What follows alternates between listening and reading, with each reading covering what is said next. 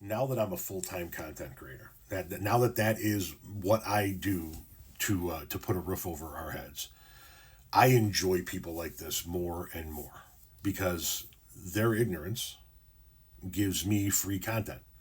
And content is what I need to be able to continue to put a roof over my head. So, thank you for the ignorance. I agree with Dustin. You liberals have been bitching, calling it all lies. No, you liberals don't work anyway. So we conservatives always pay our taxes. And he goes on, or they go on talking about how they actually overpay so that they can support us. First, we can look at the GDP by state and see that by a mile, California blows away any other state. The second state is a red state in Texas, but then we go right back blue with New York, red with Florida, blue with Illinois. Swing state in Pennsylvania, red Ohio, blue Washington, red Georgia. Seems like a pretty even mixture once you get past California of red and blue states, not dominated by red states or blue states. Then we could look at the simple fact that Trump won counties representing a minority share of the actual GDP. You can pause to read here as it details how the counties that voted for Donald Trump represent a minority of the GDP, and the counties that were won by Joe Biden and Kamala Harris represent a majority of the GDP.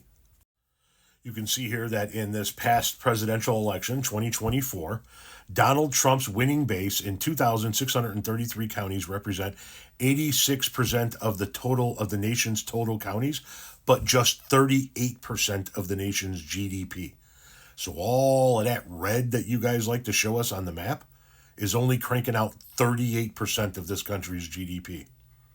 Conversely, Kamala Harris's 427 counties were responsible for 62% of the GDP. So it seems to me like what you're saying is the exact opposite of what reality is. When you say conservatives are the ones working and overpaying on their taxes in order to support us liberals, it's actually literally the opposite. And then, of course, we can look at the most federally dependent states in the nation. Number 1, Alaska, red. 2, New Mexico, blue.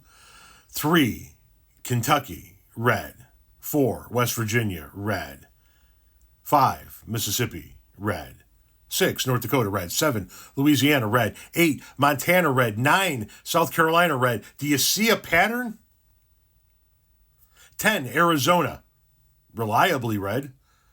Went blue once in a blue moon, went red again this year. 11, Indiana, red. 12, Alabama, red. You have 2 blue states in the top 12, my guy. Or top 13. No. It's the liberals in the liberal counties and those evil blue cities that are producing the majority of the GDP in this country. And it's the blue states that are keeping the red states alive. A simple thank you will suffice.